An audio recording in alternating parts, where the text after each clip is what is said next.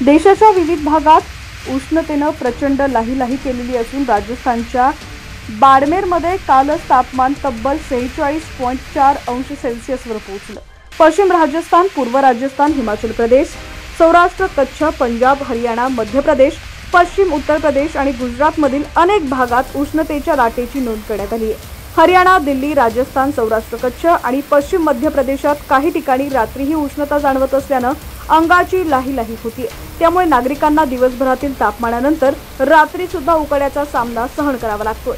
तेलंगणा आणि मेघालयमध्ये काही ठिकाणी गारपीट झालेली असून तामिळनाडू आणि बिहारमधील काही भागात मुसळधार पावसाची नोंद झाली आहे। तसंच पश्चिम बंगाल, सिक्कीम, बिहार, जम्मू काश्मीर, उत्तर प्रदेश, मध्य प्रदेश, छत्तीसगड, कर्नाटक, महाराष्ट्र, केरळ, आंध्र प्रदेश, आसाम, त्रिपुरा या राज्यांमध्ये विजांसह पाऊस झाला।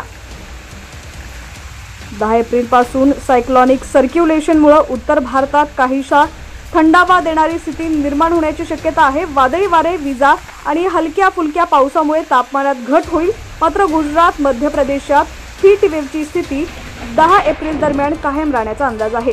11 एप्रिलला कोकणात कोरडं वातावरण असेल। उष्णतेच्या लाटेचा इशारा नाही, मात्र दुपारी ऊन वाढण्याची शक्यता आहे। अमरावती, बुलढाणा, गडचिरोली, गोंदिया, नागपूर, वर्धा, यवतमाळ इथं वादळी वाऱ्यासह मुसळधार पाऊस आणि गारपिटीचा इशारा देण्यात आला आहे। लातूर, धाराशिव, अकोल्यात हलक्या स्वरूपाचा पाऊस राहणार आहे।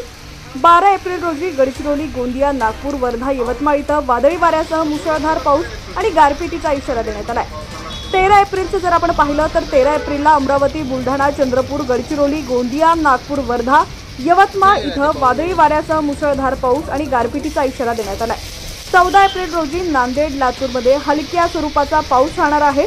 चंद्रपूर, गडचिरोली, वाशिम, यवतमाळ वादळी वाऱ्यासह पावसाचा अंदाज व्यक्त करण्यात आला आहे। दरम्यान राज्यातील तुमचा जिल्हा कोणता आहे आणि तुमच्या जिल्ह्यातील हवामान कसं आहे कमेंट सेक्शनमध्ये नक्की कळवा।